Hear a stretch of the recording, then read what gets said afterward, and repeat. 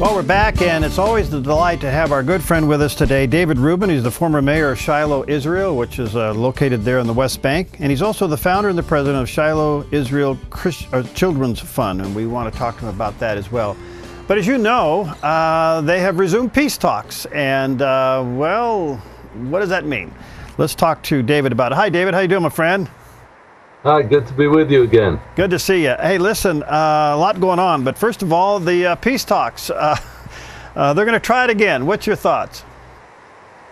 Well, we've tried it so many times. You know, it's been going on for about 40 years. Peace talks after peace talks after peace talks, and it just doesn't seem to be going anywhere. It's always set up on the same basic premises, which is peace, land for peace, meaning that Israel is expected to hand over a big piece of its biblical heartland, the areas where all the biblical places are, like Bethlehem and Shiloh and Hebron and Bethel and Jericho. All these places are supposed to be handed over to an armed band of Muslim terrorists that are called the Palestinian Authority, who supposedly are going to be setting up a Palestinian state. And then we have this glorious two-state solution, which means that we all live together in peace and harmony for the rest of our lives. Well, right. I have to tell you, it's all an illusion. This has been going on for about 40 years now. Billions of dollars have been spent by the American government and by the European Union on this, and it hasn't gone anywhere. All that it has brought to the Middle East and to Israel in particular is terrorism, an increase in the frequency of wars, and no prospect of peace. All right. Now, this time, prior to the peace talks, there was a release of some prisoners. Was that just a good gesture to kind of warm things up? Well, here too, we're not talking about any reciprocity. We're talking about Israel giving and giving and giving. And, you know, as anyone in a malfunctional marriage knows, one person giving, and the other person taking and taking and taking doesn't work. There has to be give and take. And clearly, it's not going to work because, as I've said, it's built on the wrong premises. And, you know, the fact is that in my book, my latest book, which is called Peace for Peace, Israel in the New Middle East, I've written about a peace plan that can work. Peace for peace. No more land for peace. No more handing over armed terrorists for peace. From now on, the peace process needs to be peace for peace. You give us peace, we'll give you peace. And that can work because that is built on biblical guidelines. It's built on historical precedent. And yes, it's built on a little bit of common sense. Handing over terrorists is a recipe for disaster because studies have been done, research has shown that they always come back to commit more terrorist attacks, and it just gets worse and worse. All right, now give us a little bit of an idea what's going on in Israel right now. Is there a kind of a truce going on while these peace talks are going on? Truce meaning that there is a slightly reduced amount of terrorism on the roads? Yeah, I guess that would be it. Yeah, that's basically what a truce means. Yeah. Because it's never Israel launching the attacks. We launch counterattacks. You know, someone once said that if the Arabs, okay, and Palestinians are Arabs, they are Muslims predominantly, that if they would put down their weapons just for a few days, okay, but if they would put down their weapons for the long term, then there would be lasting peace. If Israel would put down its weapons, there would be no Israel. So that basic truism applies to the question that you're asking. All right. Yes, if they really want peace, there can be peace in a minute. What is Prime Minister Netanyahu thinking then, knowing that the normal outcomes of these peace talks is no peace? So why would he go into this again? Pressure. Okay. Okay, that's it in one word, pressure. The pressure, heavy pressure, is being put on Prime Minister Netanyahu of Israel by Secretary of State John Kerry, by President Obama, and this is happening full time. This is what they called, back in the NBA, they used to call it a full court press. Right. That's what's going on right now. There is an intense full court press on Israel, on Prime Minister Netanyahu in particular, to agree to concessions. They call them goodwill gestures, but they're basically concessions to the Palestinian Authority in order to bring them back to the table, as if they need to be brought back to the table, coaxed back. If they really want peace, they don't need to be coaxed back to the table. All right. So if there's concessions from the Israeli side, and you have the Palestinian side actually looking at those concessions as vulnerability, because all they got to do is push on one of them and have Israel break it, and then Israel gets blamed for violating the peace process. Everyone in Israel knows that weakness is the key word here.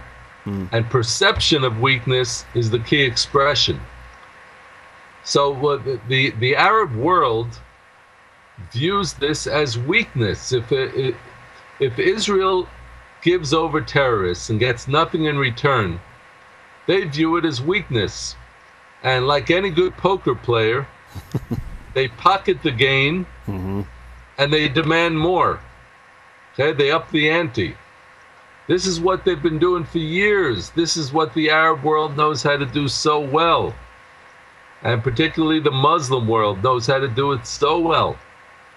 So they're going to continue to play that game as long as they're encouraged by the American government. All right, before I take a break, one other question, and that is, every president in my lifetime has tried to negotiate a peace agreement between the Palestinians and Israel, and unsuccessful. Why do presidents continue to go down this road? Well, doesn't everyone want a Nobel Peace Prize? Look at the history. Jimmy Carter got one. President Clinton got one. Not one of them has brought peace. President Obama even got a Nobel Peace Prize shortly after taking office. I imagine it was because he had a peaceful campaign, presidential campaign in 2008. I don't know. But he got a Peace Prize already. But I think he wants to get a Nobel Peace Prize that he could say he earned. Certainly Secretary of State John Kerry wants to get a Nobel Peace Prize. Of course, there's also pressure on the American government coming from countries like Saudi Arabia, those great friends of peace, and jihad, I might add. They are an avowedly jihadist Islamic country. They believe in jihad, which means holy war against all non-Muslims. And they put the pressure on Obama and on John Kerry to pressure Israel. This has been working this way for years. Even when President Bush was in power, the same game was being played. It's time for Israel to take the advice from a former First Lady named Nancy Reagan and just say no. I think it was on the war on drugs when she said, just say no. But Israel needs to say no. Just say no when they put the pressure on and they say, hand over land, hand over terrorists. Israel needs to be strong, needs to be clear about what its goals are and what its rights are. Do you think the Israeli people have that kind of fortitude to say no? I mean, I'm talking the people now, not necessarily the government. Where are the people on there? Have they had enough, or are they just tired of war and they want peace at any cost? Let's look at the surveys, okay? The recent surveys that have been taken. Over 60% of Israelis want to have peace talks. At the same time, over 80% of Israelis do not want to hand over Judea and Samaria, the West Bank. Close to 90% don't want to hand over Jerusalem. and close to 90% do not want to hand over terrorists who have committed violent crimes against Israelis. So what does that tell us? It tells us that Israel is acting in its tradition of wanting peace. That's why we want peace talks, because 376 times the word peace is written in the Bible. However, most Israelis are not willing to give up their assets, their God-given land, Right. in order to have a signed peace agreement with the Palestinian Authority, which, as I said earlier, is basically just an armed band of terrorists. Wow. All right, let me take a quick break here, David. We'll be right back. David Rubin's with us today, and he's giving us some great insight about the ongoing peace talks now in Washington, D.C. between the Israelis and Palestinians, and where it may or may not go. We'll be right back with David in just a few moments.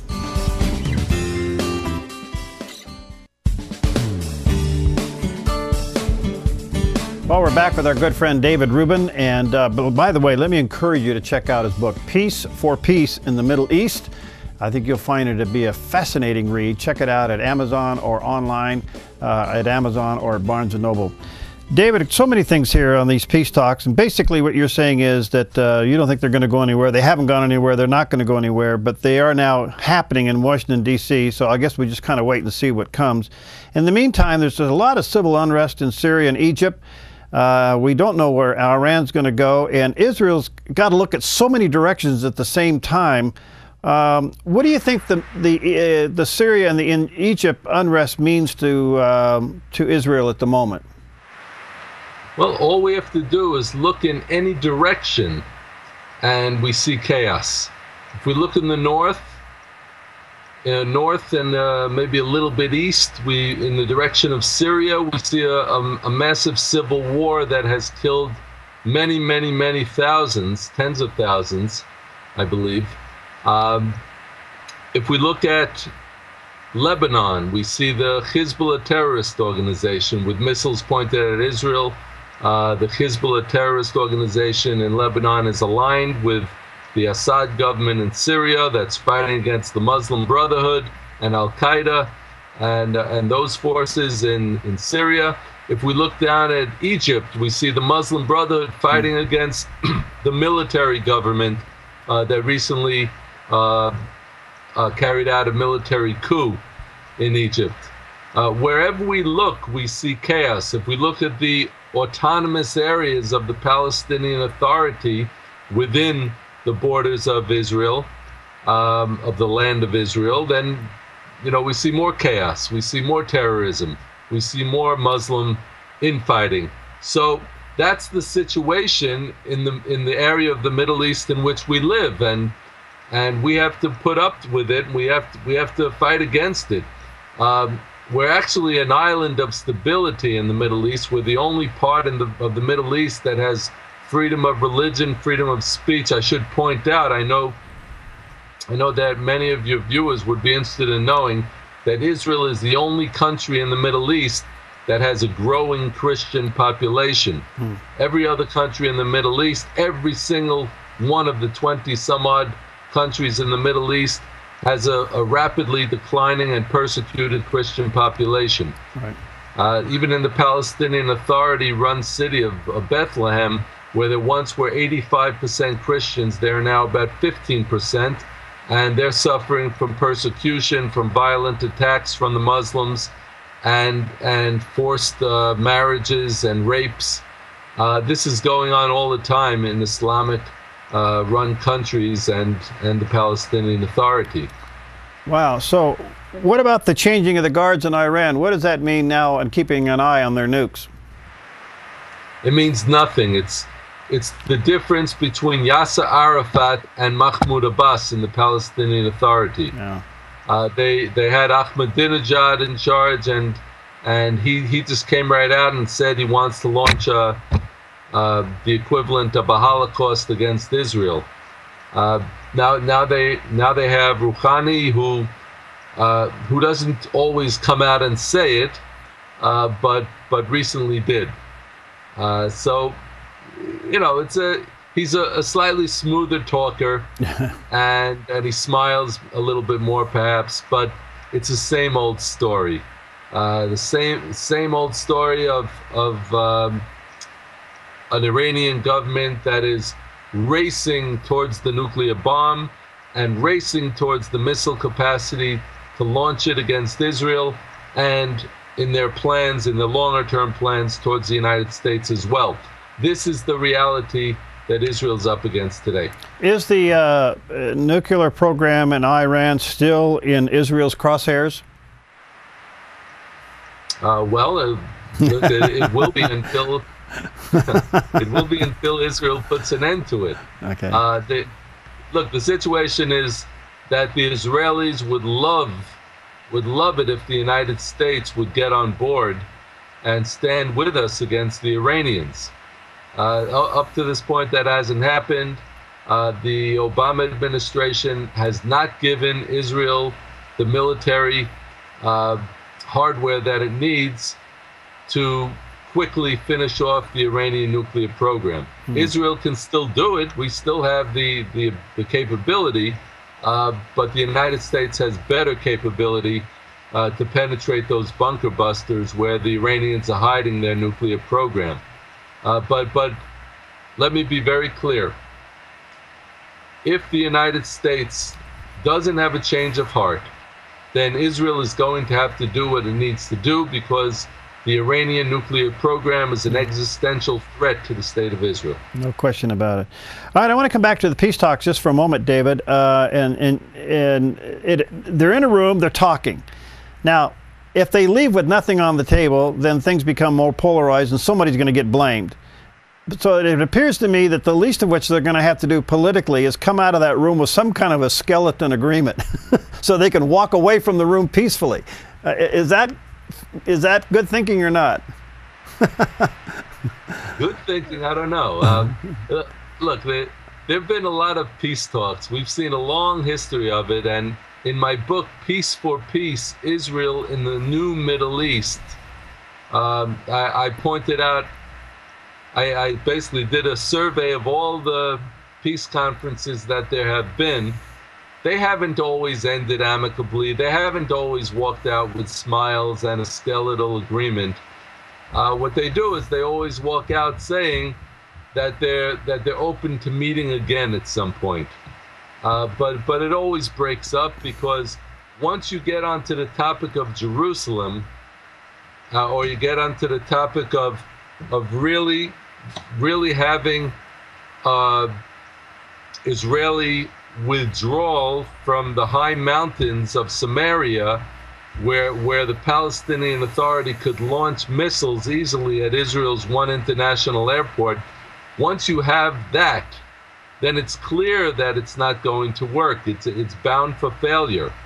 And so the reason I wrote my book, Peace for Peace, Israel in the New Middle East, is because I wanted to have a book that would be the comprehensive book about the peace process, but at the same time, it would look at it honestly and from a biblical perspective and a realistic historical perspective. And that's why I came out with the book. And by the way, anyone who wants to read the book and get more information and wants to read the actual peace plan, Peace for Peace, which is in the last chapter of my book, which I think is the only hope of real peace in the Middle East between Israel and its neighbors, they can just go to the website davidrubinisrael.com. Okay. That's davidrubinisrael.com. Rubin is spelled R-U-B-I-N. davidrubinisrael.com. Okay. Thank you. That's a great resource. Well, all right. If you look at the real estate contract between God and Israel, what Israel has today as a part of that contract is significantly smaller, and we have administrations that want to cut that in half. Does Israel understand that their right to the land as it relates to God's covenant is even more than what they now have? Well, I understand it, and there are many other Israelis who understand it, but unfortunately, the Prime Minister of Israel doesn't understand it. Yeah, he knows what the Bible says, perhaps, but you have to believe in God, and you have to believe in the Bible and God's covenants to really have it change the whole process. So what I'm trying to do is change the name of the game to get people talking about what the facts are. And yes, obviously the Bible says from the Euphrates River all the way to the Mediterranean Sea. Right. So what I'm proposing is that first step, let's declare Israeli sovereignty over all of the areas that are currently in our possession. Obviously, we have a right to the whole area from the Mediterranean Sea on the west to the Euphrates River in the west, in the east, and the north.